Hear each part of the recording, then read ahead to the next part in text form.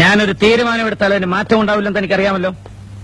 അപ്പോ സാറ് തീരുമാനിച്ചു കഴിഞ്ഞു? അതെ. അല്ല, എനിക്കറിയാൻ മേലാത്തോണ്ട് ചോദിക്കുക, താൻ ആരുവാ? നാരായണ പൂരായട പോവേ. തനിക്കൊരു വിചാരമുണ്ട് താ ഏതോ കോപ്പിലെ വലിയ രാജാവാണെന്ന്. താ ഒരു പുല്ലുമല്ല. 1-2 ദിവസം ലണ്ടനിൽ പോയി ഏതോ ഒരു ഓന്തൻ റിച്ചാർഡ് സാഹിബിന് അരി വെച്ച് കൊടുത്ത് കിട്ടിയ കാശ് കൊണ്ട് ഒരു പഴയ കൊട്ടാരം വാങ്ങി അവിടെ ഒരു ആശുപത്രിയും തുടങ്ങി അവിടെ പ്രാന്തമാരെ പട്ടാളത്തിട്ട പഠിപ്പിക്കുന്ന ഒരു വിവരം കെട്ട പന്ന റാസ്കലല്ലേ താൻ.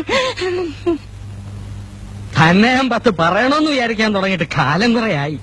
താനൊക്കെ മറ്റേ ചിട്ടയൊരാളല്ലേ, മിലിറ്ററി.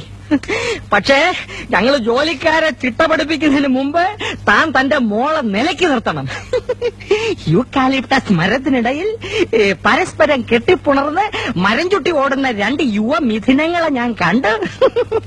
തന്റെ സ്വന്തം മോളും തന്റെ ആശുപത്രിയിലെ വക്തനും. അനാവശ്യം പറയരുത്. അവരുടെ ആവശ്യം തനിക്ക് അനാവശ്യമായിരിക്കും. ഞാൻ കണ്ടതേ പറഞ്ഞുള്ളൂ. തന്നോട് മാത്രമല്ല ഈ നാട്ടിലുള്ള എല്ലാവരോടും ഞാൻ പറയുകയും ചെയ്യും. ഇനി ഒരു മൈക്കും ഒരു സൈക്കിളും എടുത്തോണ്ട് ഞാൻ ഇറങ്ങാൻ പോവാ. രവീന്ദ്ര, തന്നെയും തന്റെ മോളെയും ഈ നാട്ടിൽ ഈ നാരായണം നാട്ടിച്ചില്ലെങ്കിൽ തന്റെ പേര് തന്റെ പട്ടിക്ക് താനിട്ടോ. അറിയോ? പോട്ടെ സാർ.